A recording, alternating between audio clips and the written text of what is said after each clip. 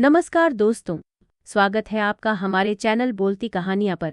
आज की कथा में हम सुनेंगे देवौठनी एकादशी का महत्व और इससे जुड़ी अद्भुत कथा।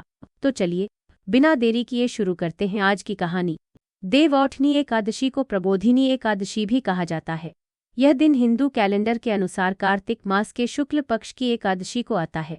इस एकादशी का महत्व इस कारण से है क्योंकि इसी दिन भगवान विष्णु 4 महीनों की योग निद्रा के बाद जागते हैं और सभी देवता एवं भक्त उनके स्वागत के लिए तैयार रहते हैं। इस दिन को पूरे भारत में धूमधाम से मनाया जाता है। दीपावली के बाद का यह पहला प्रमुख पर्व होता है और इसे विशेष रूप से विवाह जैसे मांगलिक कार्यों की शुरुआत का संकेत माना जाता है।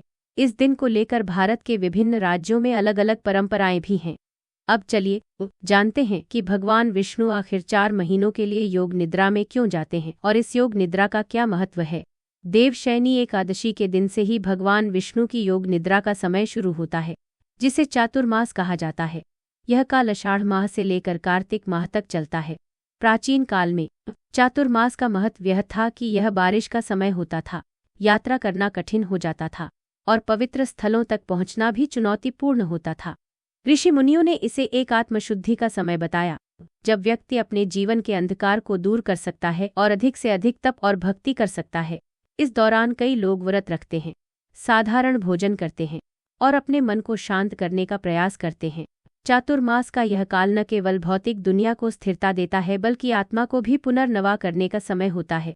यह कहा जाता है कि भगवान विष्णु के सोने से पृथ्वी का संतुलन और शांति बनी रहती है, जिससे हर जीव और प्रकृति को एक नई ऊर्जा मिलती है। अब हम आते हैं इस विशेष दिन की कथा पर। यह दिन विशेष रूप से महत्व रखता है क्योंकि यह भगवान विष्णु के जागने का दिन है। कहते हैं कि जब 4 महीने पूरे होते हैं तो सभी देवता उत्साह से भरकर भगवान विष्णु को जगाने का प्रयास करते हैं। भगवान विष्णु का जागना कोई साधारण घटना नहीं है।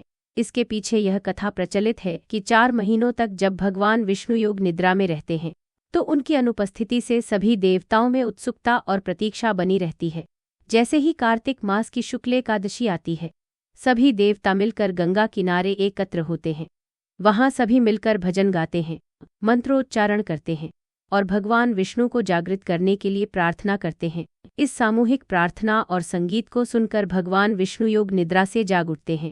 भगवान विष्णु के जागते ही संसार में एक नई ऊर्जा का संचार होता है और यह दिन इतना पवित्र माना जाता है कि इस दिन से ही शुभ कार्यों जैसे विवाह, गृह प्रवेश आदि की शुरुआत की जाती है।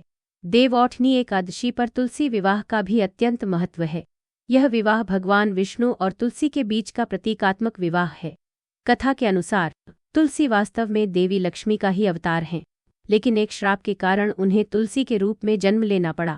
भगवान विष्णु ने उन्हें आशीर्वाद दिया कि चातुर्मास के अंत में देवौठनी एकादशी के दिन उनका विवाह शालिग्राम भगवान विष्णु का प्रतीक के साथ होगा। इस दिन तुलसी को दुल्हन की तरह सजाया जाता है। लोग तुलसी के पौधे को सुंदर साड़ी, आभूषण और सिंदूर से सजाते हैं, जबकि शालिग्राम को दूल्हे के रूप में तैयार किया जाता है। यह विवाह संस्कार पूरे उत्सव और रीति रिवाजों के साथ मनाया जाता है। ऐसा माना जाता है कि इस दिन तुलसी और शालिग्राम का विवाह देखने से सारे पाप मिट जाते हैं और जीवन में सुख, शांति और समृद्धि आती है। तुलसी विवाह की पूरी कथा के लिए हमारी अन्य वीडियो जरूर देखें। अब बात करते हैं इस दिन के व्रत और पूजा विधि की। देवौठनी एकादशी पर प्रातःकाल स्नान करके भगवान विष्णु की पूजा की जाती है। व्रत रखने वाले लोग दिन भर निर्जल रहते हैं और केवल एक समय फलाहार करते हैं। तुलसी विवाह के लिए तुलसी और शालिग्राम की प्रतिमाओं को सजाया जाता है। पूरे उत्साह और श्रद्धा के साथ ये विवाह संपन्न होता है।